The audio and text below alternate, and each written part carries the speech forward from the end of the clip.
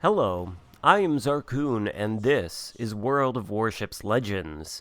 Today I want to talk about some key components of battleship gameplay that I feel like a lot of let's call them the average battleship player or the average battleship main. I think these things are things that that kind of person doesn't necessarily think about all the time, but if they did, I think it would improve their gameplay. And there's a couple components I want to talk about. This battle has some examples of those. They probably aren't the best examples in the world, but this is honestly, I think, kind of an interesting game, and it ends in terrible tragedy, so there is that. It was, after all, played over the weekend, and everybody knows the weekend is often a tragic time for the blue team on World of Warships Legends. This game will be no exception to that unfortunate and universal rule. Anyway, the first aspect of battleship gameplay I want to talk about occurred to me the other day. I don't know where I saw this. It might have been in a chat on somebody else's stream. It might have been from a streamer themselves. I can't remember who said it, but it's something I hear a lot. It's a common refrain that it's difficult to play a battleship these days in World of Warships Legends because of the meta, which punishes battleships. And by that, I think these people mean the super stealthy destroyers, some of which shoot out 15 torpedoes that have long range, good speed, and hit like nuclear missiles. Others might be talking about the high DPM cruisers and their HE spam, either with EOP or even fast reloading heavy cruisers that can just penetrate 32 millimeters of armor and start fires to boot. These kind of things make it difficult for battleship players, and the only sort of solace these people find is, quote, when they get into games where the enemy team shows them a lot of broadside, end quote. But that statement right there, battleship games are good when you get into games where the Reds show you a lot of broadside.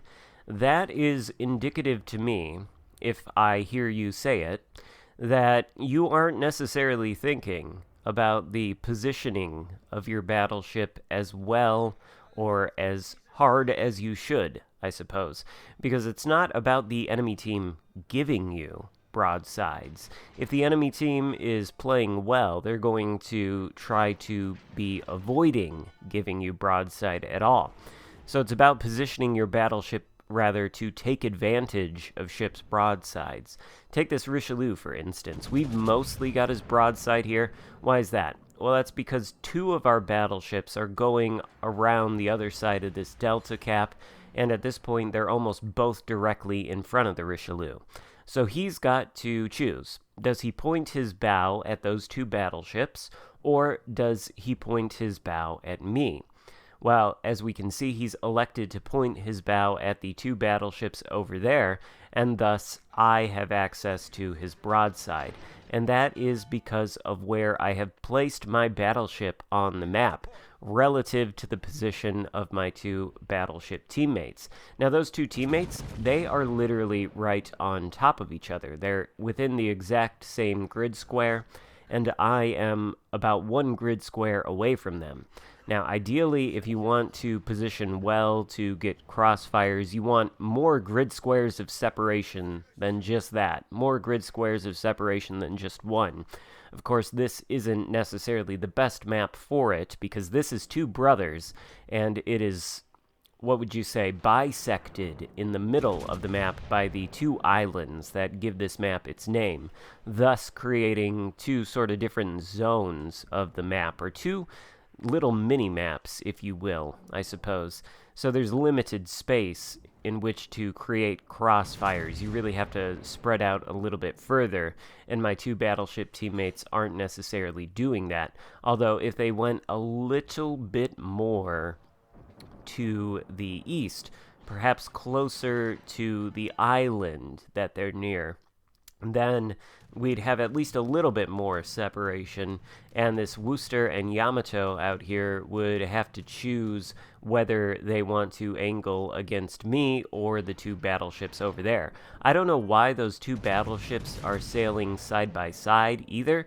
They are actually losing a lot of health, I think, to this Worcester and this Yamato, because shortly after the Yamato, spoiler alert, goes down, one of the battleships is going to die as well. So I don't know if these guys are right next to each other so they can try to make use of their will to rebuild legendary skill, which let's talk about that for a moment, because I know it is popular amongst people who call themselves battleship planes, but I'm here to tell you that will to rebuild is just about the most useless, overpowered skill in this entire game. And by that I mean will to rebuild is kind of, I don't want to say stupid, but stupid and overpowered in the sense that you get an unlimited ongoing heal and essentially can make use of infinite hit points. All you have to do is not get damage fast enough to be sunk and be within proximity of a friendly ship when you're at 20% health or less to get the skill to trip.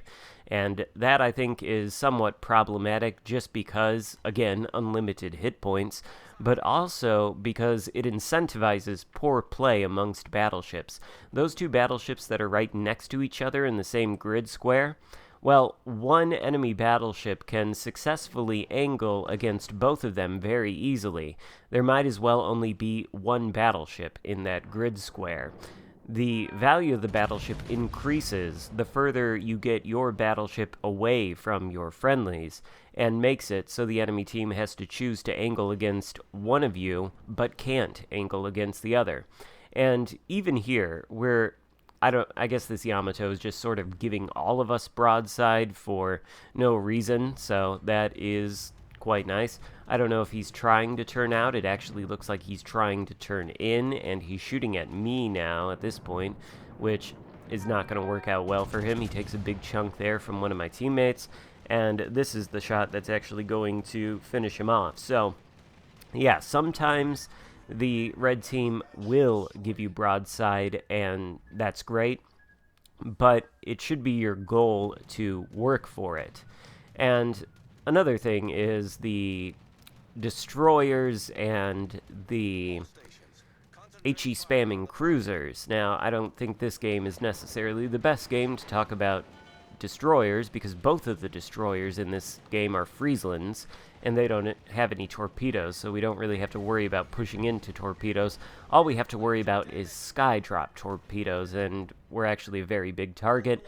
Doesn't seem like our anti-aircraft guns are doing too much to prevent this Kaga from getting strikes on us, and he's gonna take away a lot of our hit points, I think, with his bountiful supply of bombers. Here he comes again, it looks like, but this time with the HE bombs. The other thing to talk about is the HE spamming cruisers, and of course we were pushing into the Worcester over there, and again, it's trying to find positions on the map where you can get these cruisers broadsides. I don't think this video necessarily has an example of it, but it's about moving your battleship around. Take a look at this Iowa right here. You see, he's moved his battleship forward, and he's kind of come to a stop. I don't know why. He could still be moving.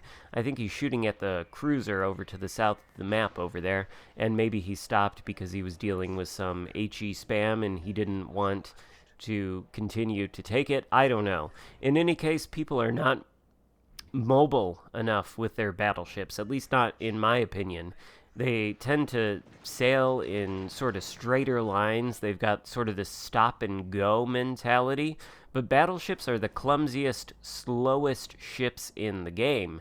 And if you come to a complete stop in one, you really want to make sure you're only doing it in a good position, and you should have an out to disengage, which is the entire reason I actually reversed into the Delta Cap earlier. I was essentially reversing into that Friesland in order to make sure he wouldn't take the cap and do as much damage to him as I could.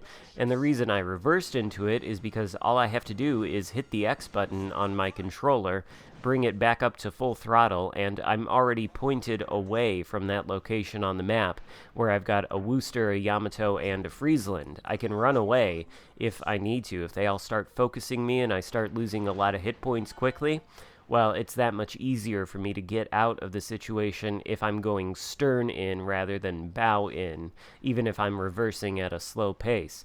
So a lot of people, I think, compromise their own maneuverability in battleships by having this sort of stop-and-go mentality, like that Iowa, like the Richelieu on the enemy team early on in the battle, or even like my two battleship teammates that were directly in front of the Richelieu and just pushed straight forward. I haven't really sailed in a straight line this entire game. I've been trying to put myself in positions where I can get broadsides on the enemy team and help my teammates out, and in fact, with my help, we did sort of win our flank over there by Delta, and then I came back here to this flank in order to try to prevent this Friesland and this Iowa from taking this cap. I mean, they already did take the cap. I'm trying to take it back now, and unfortunately, I'm not going to succeed. I've been harassed by the CV, I think lit on fire maybe once or twice by this Friesland, and I've lost just too many hit points. I don't have any heals left. Things aren't looking good. The entire reason I had to come back to this flank was because it completely collapsed and all my teammates died, including both of my destroyers, whereas the enemy team has both of theirs alive. And I'm the last battleship left. There's only one cruiser, the Worcester, out there who is not in any kind of position to do absolutely anything to affect the outcome of this game. There's a full health Montana on the other side of the channel over there. I wasn't sure if he could actually shoot me over the islands between that channel. Sometimes I've taken shots from that side of the map, so I wanted to be cautious. Doesn't really look like it matters anyway. This Friesland is doing a good job of staying concealed from me. Well, not staying concealed, he's actually spotting me, but he was doing a good job of hiding behind that island so I couldn't shoot back at him. And here I think he's just waiting for his fire to burn out. Now, I don't want to use my damage control, even though I've got no hit points left. It's likely once this fire goes away, the Friesland's going to open up again, start shooting at me, and if he lights another fire, well, then I'm truly screwed, you know. At least maybe I could put out a fire and get a lucky shot on this guy and take him down. That still leaves the full health Montana and the CV, but it's better than nothing. So I've got the HE loaded. The Friesland was spotted momentarily. We managed to hit him, but it's not enough. It's just one shell and a fire. So that's basically it. Our goose here has been cooked. This Friesland just needs a little bit more penetration damage on him, on us rather. And I've been trying to ping the CV to spot this guy for me. I know the Friesland is actually one of the more effective anti-aircraft boats in this game. It seems to shoot down planes more effectively than a lot of battleships do. So CVs, if they're smart, want to avoid it. And our CV, I guess he wanted to avoid it as well. Although in this case, if he had spotted him, maybe I could have killed him and won the game. So I don't know if you want to take my battleship advice on this tragic loss of a game. As you can see, we weren't able to win, but I don't necessarily think it was our fault. I think, well, like I said, the friendly team just got demolished on the other side of the map. We lost that flank, and when you lose a flank like that quickly, it's kind of hard to come back from that, especially if both of your destroyers are dead. So this is a team game. After all, this isn't really a solo game, even though I play it solo. It takes a team effort to win. It takes at least a couple of people on the team doing their part. And I think we did as much of our own part as we could. We are going to come out top on the leaderboard, but I just thought this game was at least a decent example or a nice springboard to talk about some concepts of battleship gameplay that I think would benefit battleship players if they thought about it just a little more. Let me know what you think in the comments about my theories. Be sure to give the video a thumbs up and consider subscribing if you haven't already. With that, I will see you next time. Goodbye.